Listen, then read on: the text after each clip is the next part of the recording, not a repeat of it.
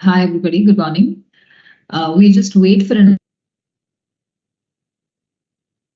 10 minutes maximum to see if we have anybody else joining in, and we'll begin shortly.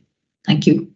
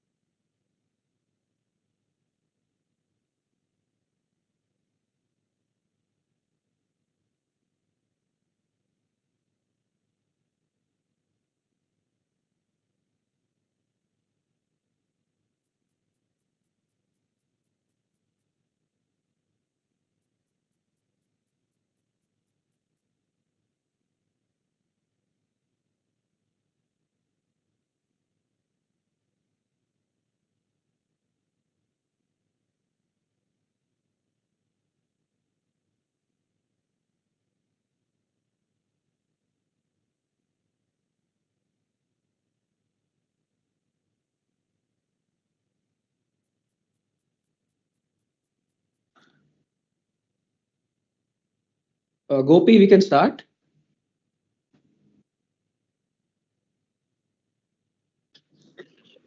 All right. Okay. All right. So today is a very interesting topic. We've seen a lot of articles. We've had a lot of conversations about how planning for a property now is very important. We are seeing a lot of investors also trying to redirect their current goals to the goal of buying a property. Right. So let's dive in. Uh, Aishwarya, I think you can start. Yeah. So why a property, right? See, there are two kinds, right? So people are thinking about looking at it from a more investment standpoint, and the other, the most obvious one, is just to reside. So we are of the belief that, look, if you're comfortable, if you do not have a lot of manpower on your hand, then your property should just be for you to reside. If it's a family of five people or so, then great. That should just be that one single property that you have, and then going forward in your life trajectory, an upgrade can be on the cards. But when you're looking at it more from an investment standpoint, there are a lot of things to consider. There are a lot of factors for you to consider, right? Okay, can you move to the next slide? So the first thing is the down payment. See, it's not just the property price. Today, we are seeing a lot of glorified buying and selling of real estate properties. There is a lot of stigma in social media. There is a lot of TV shows. There are a lot of things that make you believe that buying a property, maintaining a property, and then selling a property is become very easy. See, parts of India also are a very fast market. So North India continues to remain a very fast market in terms of property, where they term it as flipping, right? Which means buying and then flipping it immediately, right? Flipping it after a month or after 2 months or so, because there the capacity is high. There the wallet share is big. The wallets also are big, right? So it makes it easier, but property by itself is not a very liquid asset. So there are what are the factors that you have to consider? First is the down payment. Right? Second is the registration and the stamp duty. Right now, when you go, do take a bit of leverage and then pay off that down payment, then you have a processing fee that you have to pay, and then after that, to make it livable to for you to be able to sell it off, there is an interior and furnishing cost that's there. So according to you, right, what should be the cost for each of these factors? So you can put it in the comment box, right? Down payment, of course, depends on how much a person can afford, but interior and furnishing costs are something that are up to a person's taste, right? So you can put it in the comment box now as to what do you think would be the approximate cost, and you can talk about what will be the approximate cost of the property as well, right? You can put your comments in the chat box.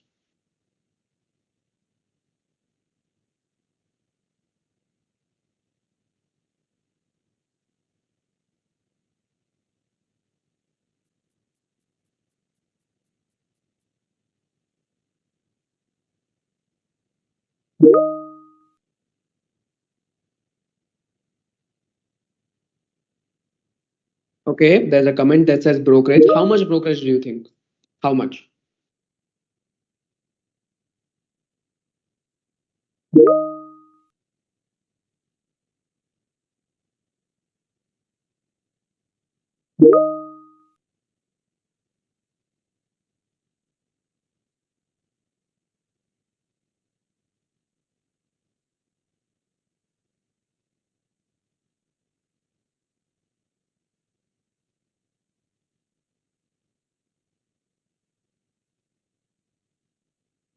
Okay, 2%. All right. Then we have, two comments that have come in for a property value of plus 2 crores and a property value of 1 crore plus. So how much do you think, would be the down payment and would be the furnishing cost for a 2 crore property versus that of a 1 crore property?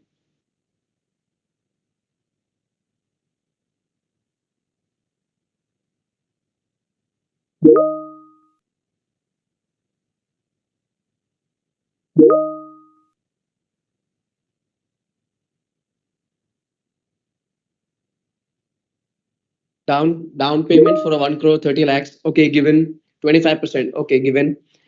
There's one that says approximately 50% would be the interior cost, as in 50% more. So for a 2 crore property, 1 crore on interior is half that amount.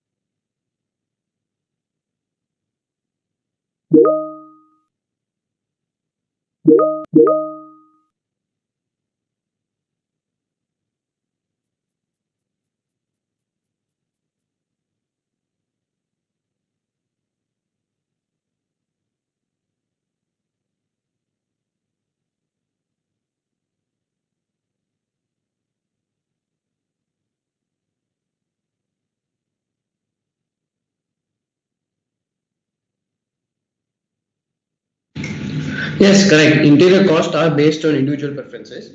Now, let's say that you are someone who wants to live comfortably, right? You don't want the best Italian marble, and you don't want anything of that sort. But you want it to be a good, small, quaint house. Where 3-4 people can easily live. There are comments that say 30% is interior cost.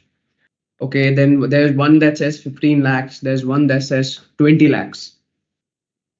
Right. So maybe one or two more comments about this, and then we'll go on to the next one. It might take probably 30-40 lakhs for a 2 crore property, 2 crore house. I think that should be the norm, because I don't think that today things are very cheap. Cost of wood is high. If you want to do tiles also, there are different varieties, but they're not cheap. They're definitely not cheap.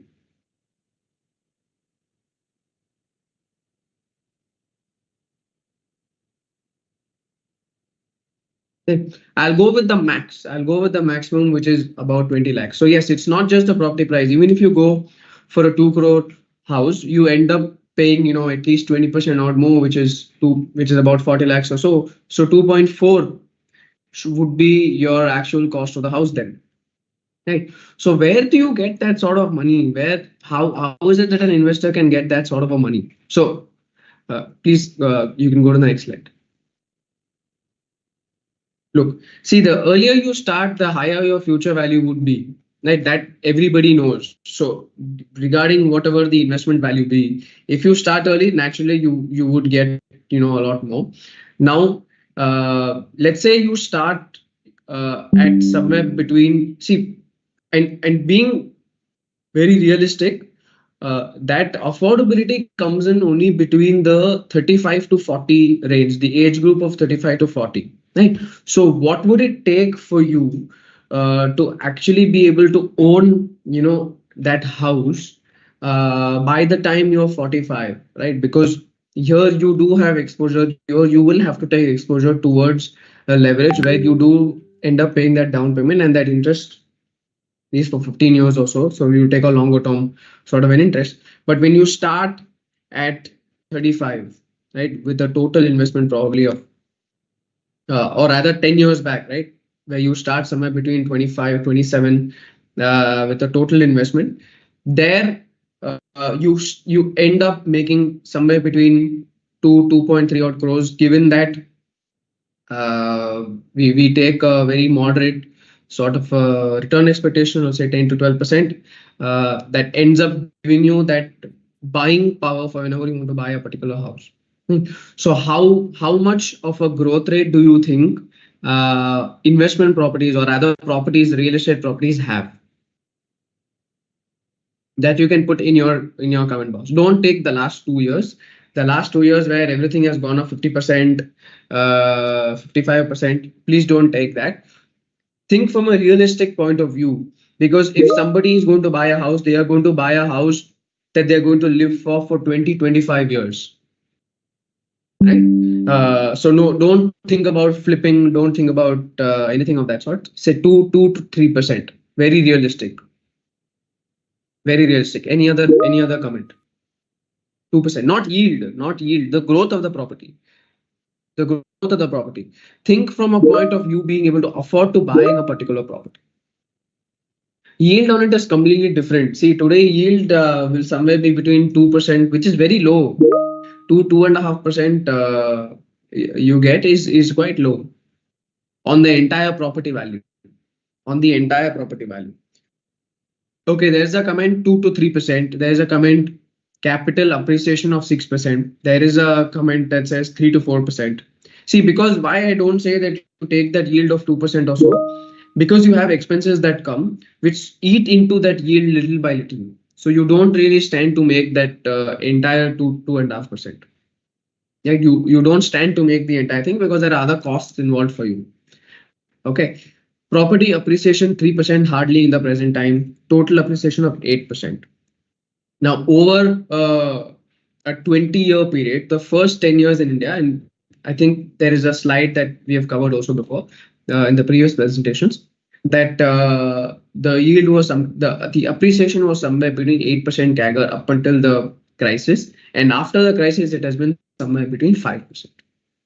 4 to 5% is what it has been. So it doesn't do anything. It doesn't even beat inflation. It doesn't. So from an investment standpoint, the opportunity cost is higher when it comes to investing onto equity and then redirecting that towards buying a particular property to reside in, right? Because maintaining that part definitely would be difficult. It would be an added cost. You will have to have someone to do it if you're not in the proper physical health and the mental health to go and manage a particular investment property. The value of that, you will not be able to get the best value out of it. You will not get the best yield. It will all start eating into your cost, and ultimately you will have to give it off to someone later, and then that won't be as beneficial for you as what it looks like. Okay. Should we add the present rent cost we incur with the calculation of any future growth rate? No. See, you don't know whether when you look at rent, you only look at it from a point that it's going to be stable for me for a good amount of time. I will get a tenant and I will do all that. There's a lot of uncertainty involved when you want to factor in getting rent and paying for whatever rent that you're going to get. Basically, it's maintenance cost. Like that cost, you will not know how much. You cannot factor that in. You know that it is going to be there. You know that it can increase with time, right? But you don't know by how much, and you don't know, the timelines of it. So I would only say that if the timeline is you don't have that amount of timeline, then you should just keep that out. Keep your calculations extremely simple. Rather than an investment, it should be considered as a consumption. Yeah, it should always be considered as a consumption. See, because one main thing is that it's not even liquid.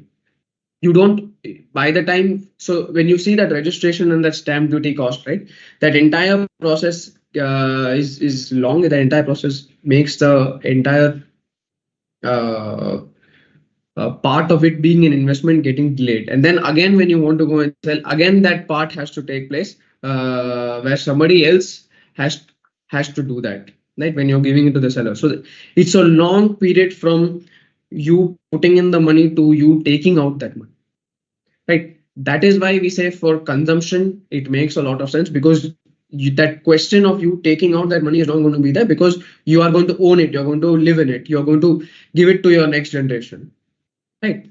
So okay, now we'll go on to the next slide.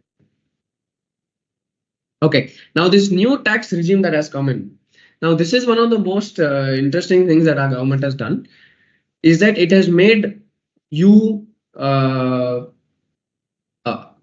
everybody benefit from this entire zero tax or nil tax payable. Nil tax payable, right? Which means that you have a lot of consumption to do. Right? India spent 2 years on infrastructure development. Now is the time where they give that benefit to consumers to say that, listen, we will give you a good amount of benefits. You go out and start spending that money. So can this translate into more and more people looking to buy a house to consume, like as in to live in? My sense is that yes, this can lead to it. It does definitely make people rethink their goals in terms of, see, when you have two people in the house earning somewhere between 12 lakhs each, right? So you straight away get that benefit of a lakh each a person. So that's 2 lakhs from that perspective. So 2 lakhs going into savings, and that 2 lakhs at least for 7 8 years, when you do that that level of whether it get consumed or whether it goes as investment, right? Still you have that buying power for you to be able to prepone meeting your particular goal. Right. So for Indian consumers, for young consumers, definitely it's a very, very big boost. But anyway, that will be the driver of demand, right? So we estimate that the price for appreciation, the pace at which it appreciates might not be as fast as what you saw in the last couple of years, but this definitely keeps up that rate of demand, right? So this is a good change that has come in from the budget, and this is something that this is a developing story. We will get to it again probably in the middle of the year to understand and see what are the impacts that are taking place on the ground. But definitely, this is a big positive for consumption, be it discretionary, be it durables, be it real estate, be it anything that has for anything that has the use of consumption. This is a definite boost for all savers in India. Hmm. Now you can go on to the next slide. All right. Role of inflation in buying a particular property. See, in 10 years, the price almost doubles due to inflation. Now, this is a very tricky thing for investors to think of, because when I asked you how much it appreciates by, you were talking about 3 to 4%, 4 to 5% and all. But this time it has not moved along with the inflation. Yeah, there's a catch up that has taken place for real estate properties in the last 2 years. Right. So this is where we talk about how various cases, where this point of discuss various cases where it depends on the real estate cycle in the area in which the property is bought. So across India, we've had a big bump up in the price over the last 2 years. A lot of liquidity has been created. More and more supply has come in to meet the particular demand. Still, there is a mismatch in terms of demand and supply, but that would correct going forward. So I would say that we are somewhere in the mid to peak cycle for real estate in terms of prices, but your property price will also be affected positively by that level of inflation. Over a long term, there is a good chart that Aishwarya will also cover that shows that over how many years has it actually gone out and beaten inflation and equity, because that is your next best opportunity, right? So when you delay a property purchase for consumption, it not only increases the cost of property, but also the loan amount and the interest paid during time. Because at that point, again, you would take a down payment. And given the interest rates at that period of time, you would again have to pay a lot more. Say, for example, right now in 2020, 2021, when the interest rates were low, that was the best period for a person looking to consume or buy a house. That was the best time, because then that at that point the rates were very, very cheap. Today, the rates have actually gone up. Even after the cut, it does seem that it is expensive. That's why we're having this entire conversation, that it is very expensive for you to go out there and purchase a property for consumption. Like, so what is it an investor can do? Now I'll hand over the presentation to Aishwarya after this. So if you look at this particular chart, somebody having bought a property for consumption slash investment in 2012, all the way up until now, right? At the end of the 12th year, your property value remains the same in terms of inflation. So it has just gone hand in hand with inflationary growth. There is no excess growth that has come to you. But if you look at the period between January 2002 all the way up until now, you have a 4%. So that whole period where India was going through a big capacity addition and that more supply was coming in to meet that demand, you are in a situation where, yes, it does go out and beat inflation. So at that point of time, things were completely different. So the mentality at that point was that I will still stand to make good amount of money, even if I look at it from a more investment standpoint. But reality today is that it does not even beat inflation for you to think of it as a investment that beats inflation, right? Your FD does not beat inflation, your real estate does not beat inflation. only two asset classes are actually going out and beating inflation. One is gold, and the other gold, silver, which is precious metals, and the other is equity. Right. So we are in a very tricky scenario to look at property as an investment. One. Second, we are always biased towards history to say that yes, there was a period where a lot of people made that money, but this time it's not the case, and it's not as simple as what it was before, because things are different. Every cycle is different, every scenario is different. So you can see a cycle change maybe much more down the line, but definitely not today. So if you look at this, right, property, so we are long term, right? So we only look at it from a more long term perspective. So look at 12, 13, and 14. You don't stand to make enough money. You don't stand to make any money, rather, when you look at beating inflation. Then you look at very recently, 2020, right? Up until today, you don't stand to make anything up and above inflation. That is only 1% or so. Right. So real estate went from an inflationary beating opportunity to not even meeting or not even beating inflation over this entire 20-year sort of journey. Right. This is why I asked you, how much do you think has been the growth rate? So it does not beat inflation. And second, as it has not been beating that level of inflation, here on top of that you have added costs that are coming in. This is just a property values. This is not any taking rent into consideration and all of that, right? But to buy that property also, your costs upfront are much high. Your service level, your to service that particular property or for purchase also is quite high. And at the end of the day, you don't even beat inflation, and you don't have that level of growth as what you assume it to be. So this is actual reality when it comes to looking at property from a more investment standpoint versus that of a consumption standpoint. For a consumption standpoint, this math does not even matter to you. Right? What math matters to you is as per your particular savings ratio, as per your particular asset to liability ratio, how much of a down payment you need to pay, and what level of interest you will have to service as a saver, and for how many years you will have to service that until the property becomes yours. Right? Now I'll hand over the presentation to Aishwarya. Aishwarya, now you can take over. Thank you, Harshil. So far, I think Harshil has covered all of the technical aspects that go into buying a property. I'll quickly take you all through some basics that go into financing the property. So in order to be able to sort of acquire a property, you should have enough sort of funds, and the earlier you start, the better. Like we discussed in one of the previous slides about the opportunity cost of delayed savings as to how much you actually end up losing in the process of starting late. The first reason why it is important to start saving early is definitely power of compounding, and that is something that we're all aware of. So power of compounding essentially is where your investment generate earnings, and the earnings that come out of those investments generate even more, right?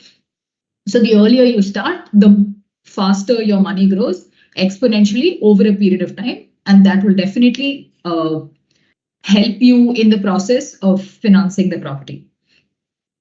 And not only that, it also inculcates a certain amount of financial discipline. So if you say you start saving early, you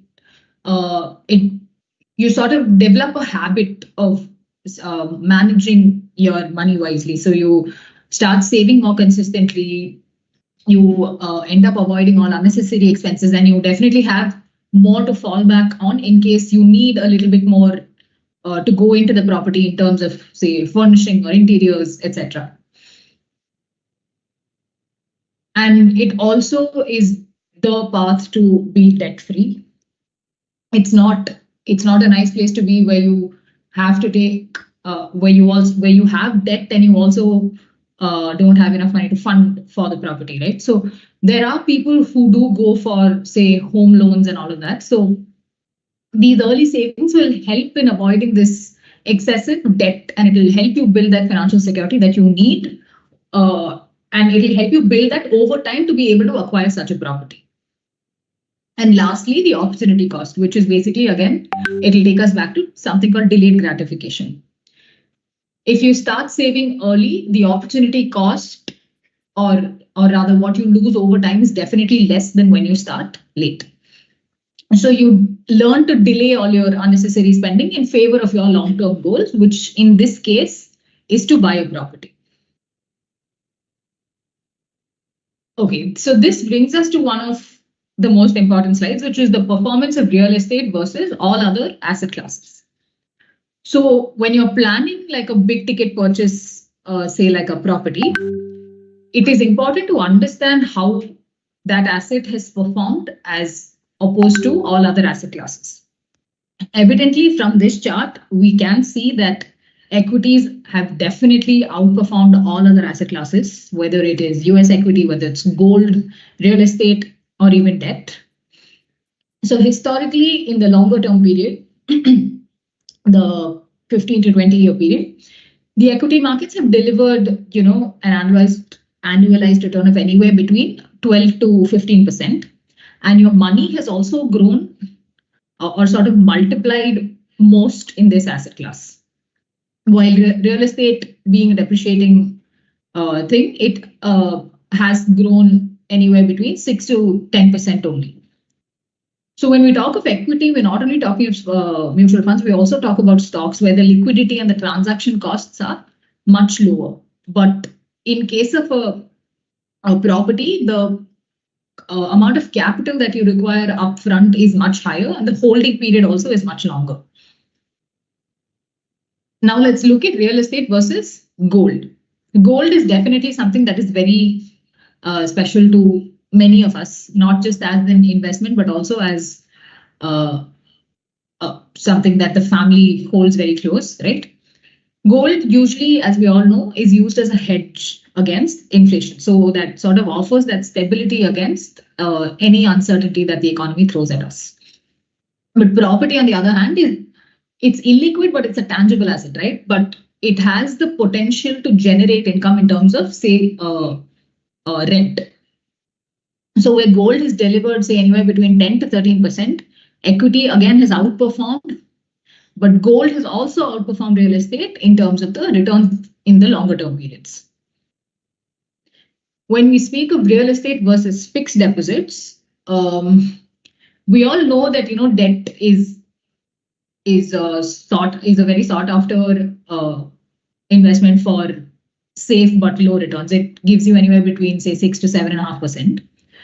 But property investments, they require more longer term holding, but there will also be a certain amount of appreciation that will take place over time because of certain factors, say inflation, etc., which the economy keeps, circling away.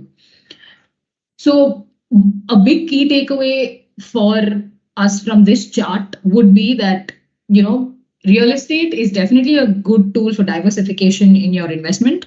And but what you should also consider is to balance the portfolio with more liquid assets like stocks, etc., for more flexibility. So now that we've seen how real estate has performed versus other asset classes over a longer term, and we're sort of nearing the end of the presentation, it is also imperative that we speak about how we can reach the financial goal to finance your property.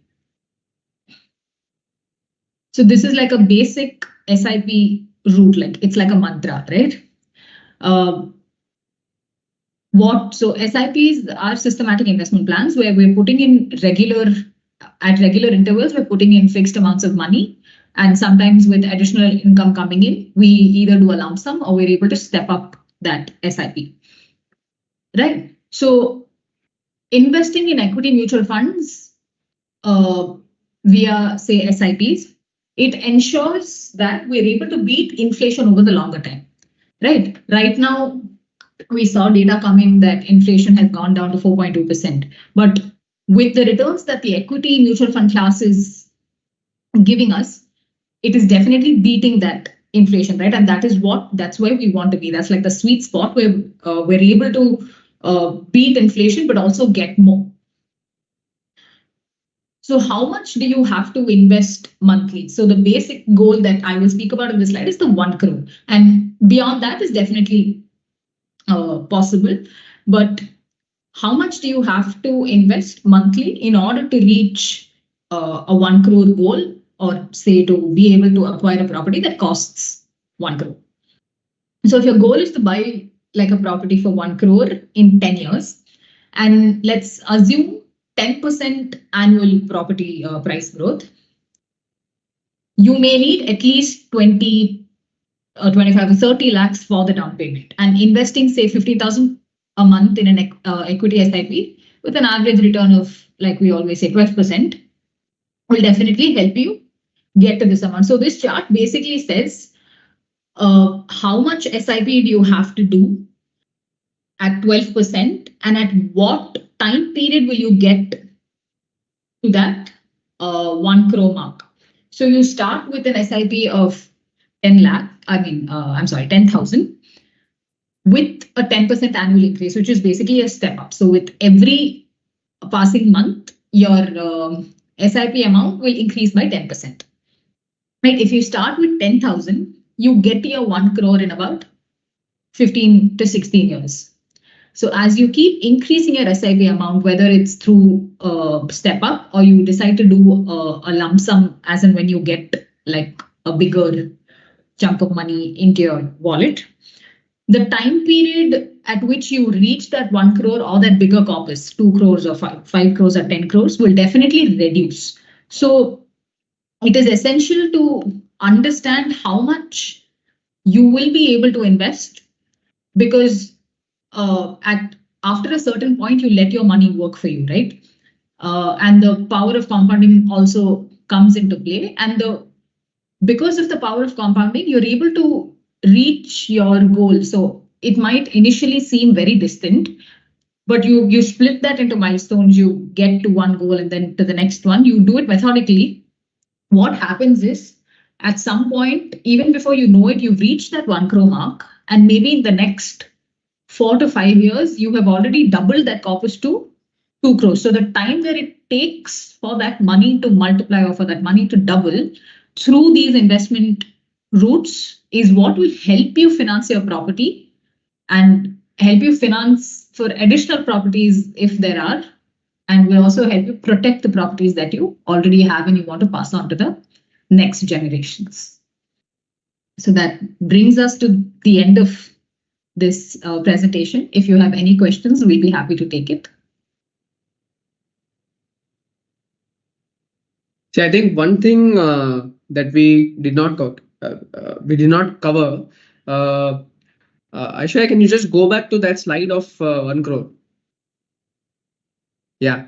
See here, the thing is, so there can be two goals here. One is that you save for a down payment, or second, you save for the entire property value itself, which is 2-3 crores, and then you use this to fund your down payment, and then whatever interest cost comes, you are able to service from what you have saved itself in that 2 crore or 1.5 crore sort of corpus, right? But putting yourself in that position to say, okay, I will. The caveat here is, if you do for that down payment part, you're in that position where you're saving your SIP, one, to meet the interest, and second, to actually service that particular property, right?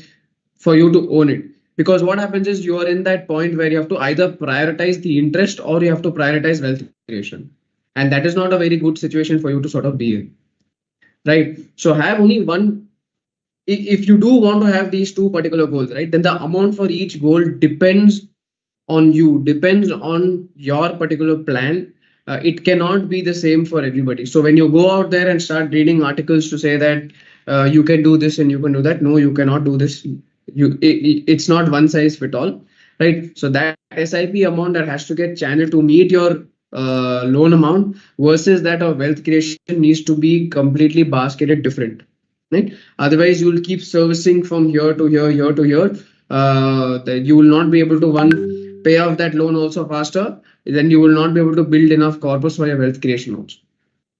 Okay. So that is not a situation that you as a saver need to be in. And that if you do happen to be in that situation right now, just send us a hi on the number that Aishwarya puts out at the end of it, and then we can get on a one-on-one conversation with you to understand what we need to prioritize and how we can fulfill both the priorities. Okay. Yeah. Now I think you can ask. Yeah, that's it. In the course of paying home loan EMI, should we continue with SIP or preferring closing loan soon? Preferring low closing loan soon. Why you should prefer to close the loan soon? Close the loan soon because you have a lot more money to invest in for your wealth creation or for your retirement.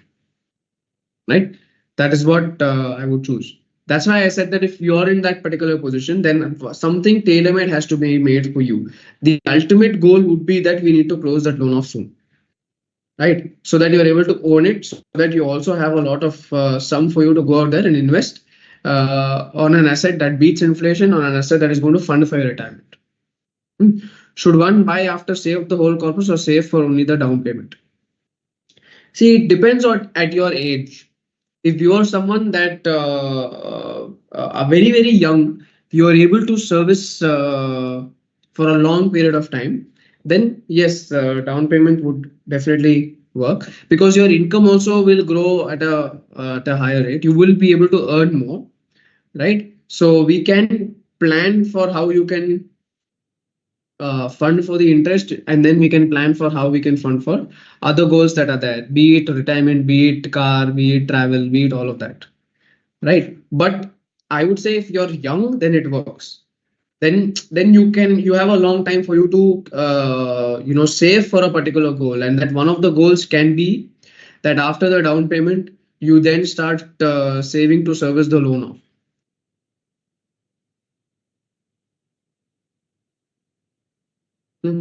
Second, if you're lucky, then some inheritance comes to you, which again goes on to the property. If you're lucky.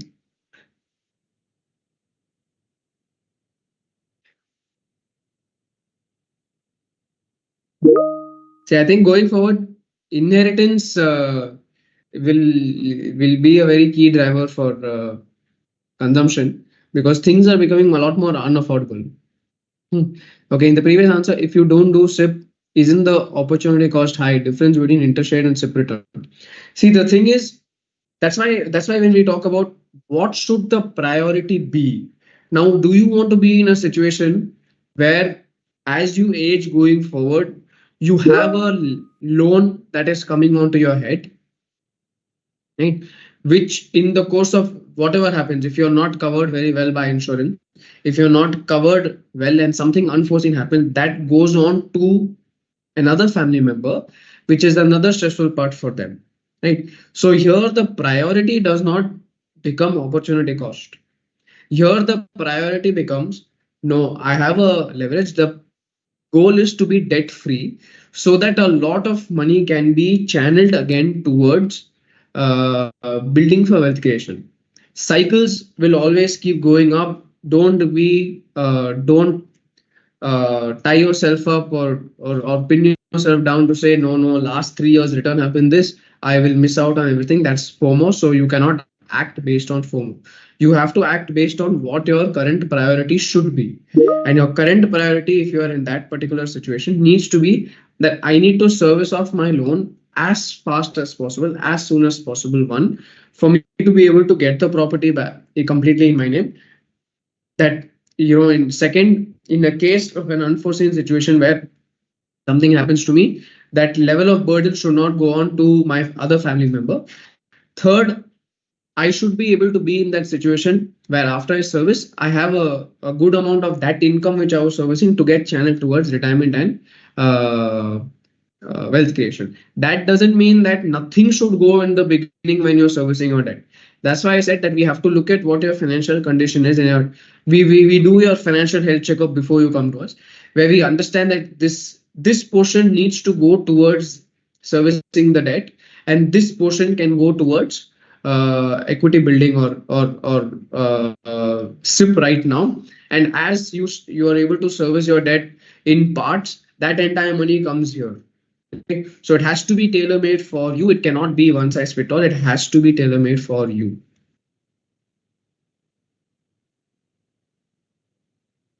Right? That's why paying off that loan for you faster should be the priority. Right? If we plan to buy properties, we should buy as soon as possible, or we can wait to get a good deal. It depends on which area you're doing. Depends on how. See, again, there was one part where we covered to say that this flipping nature is becoming. It's like small cap investing. No, you just keep doing because yeah, your expectation is that you will keep on making higher and higher returns. But last 1 year, SIP returns in small cap itself has been minus 10%. Right. So I would say that it depends on where you're looking to do it, how you're looking to do it.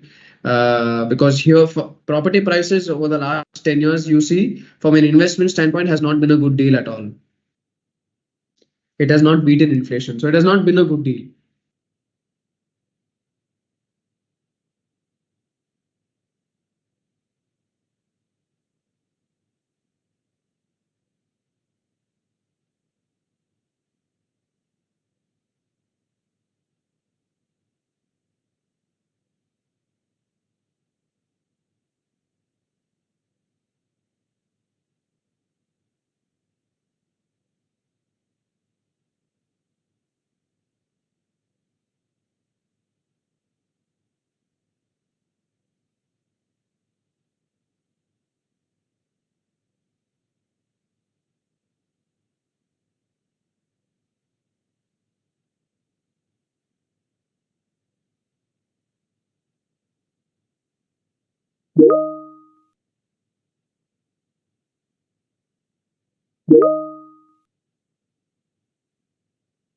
Sorry for too many questions. No, we have 10 more minutes. You can ask how many more questions you want.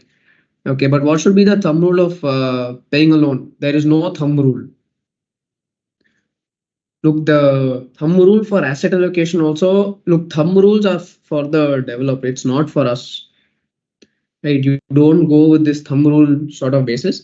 You only look at thumb rule sort of basis for something that fits for you. Right? We will always look at it for your financial condition, for where your particular goal is, what you want to achieve, what your family would like to achieve, right? We will only base decisions only on that. There's no thumb rule. Everything in this particular aspect has to be tailor made. It cannot be something that you read online or something like that where they give, or a blog that tells you do this and do that. No, no, no. It has to be tailor made specifically for you. Okay. If say a plans to take a loan, can take a 20-year loan and pay minimal EMI and then build an SIP, or should one look at a loan pre-closure at the earliest? This is a very good question. This is a very good question. I would only say that it depends on your age, right? See, when we are doing all this, when somebody, so even when we want to work with somebody who's working for somebody who's wanting to build for their retirement, and they are very, very close to retirement, let's say 5 years or 7 years. So the risk that we can take for that particular person needs to be much more lower, but also making sure that they're able to earn a lot more than FD, basically the next best, right? See, your goal is to always see how fast can I prepay that particular loan in this particular case. So if you're young, then you can let off that entire say, okay, I will, pay a little bit of EMI and have a longer term. And over a period of time, as I can accumulate that wealth, immediately I will use it. So you don't miss out on both. Age is the factor for you to consider here. Okay. If we have a corpus to buy a property, we can go or buy a property loan and invest money in mutual funds every month EMI and withdraw from MF is a good idea. Sorry. Let me read that again. If you have the corpus to buy a property, can we buy? Can we buy or do we need to go for a property loan? That's one thing. Or do we invest in mutual funds and every month EMI we can withdraw from MF? Is that a good idea? What is the goal? This is what I'm not able to understand. You have a corpus to buy a property, but is it something that is needed for you to buy a property? Are you living very, very comfortably? Is your standard of if when you want to choose to buy a property, is your are you looking to increase your standard of living from currently where you are? If the answer is no, then The next best for you is on the mutual fund where the question of property does not come in. If you're in a very bad scenario where you want to uplift your entire family from our current standard of living to the next standard of living, then it's a different thing. But if you're in that place where everything is very, very good, everything is comfortable, there's no problem in the area that you live in, there's good amount of development, there's good amount of growth that is happening, your children are well settled, you are well settled, then I don't think that should be a goal by itself or a priority by itself. By pledging our stock, can we take a loan? No, I would never say pledge your. That way, you don't do both. You don't get anything. Here, at least you are getting ownership of shares.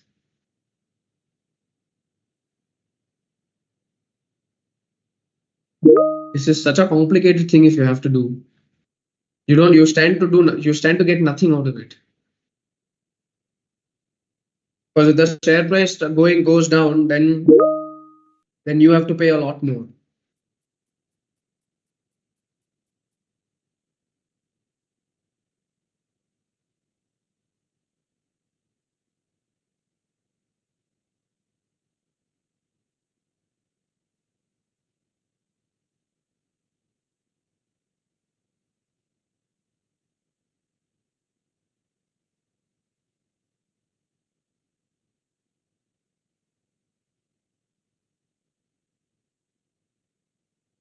We have some more time. If there are further questions, we are very happy to address it.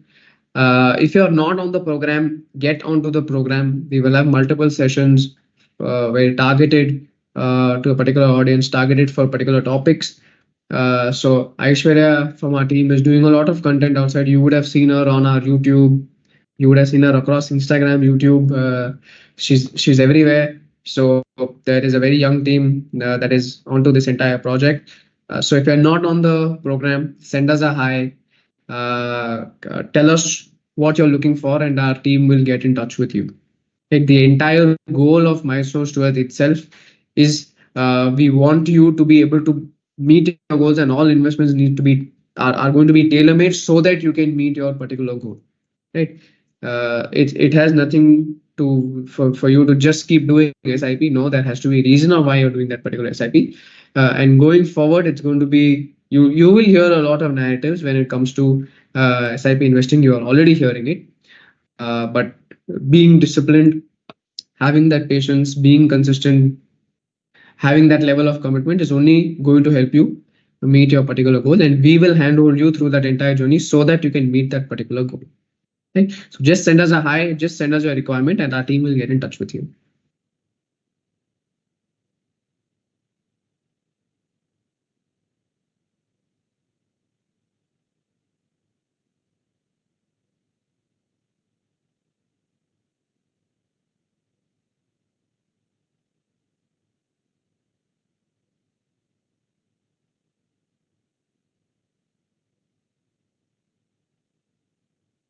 Okay, perfect. I don't think that we're getting any more questions. Thank you all so much for joining in on a Saturday morning. Have a great weekend ahead. I will see you all next week. But send us a hi, get on to the program now. Thank you so much.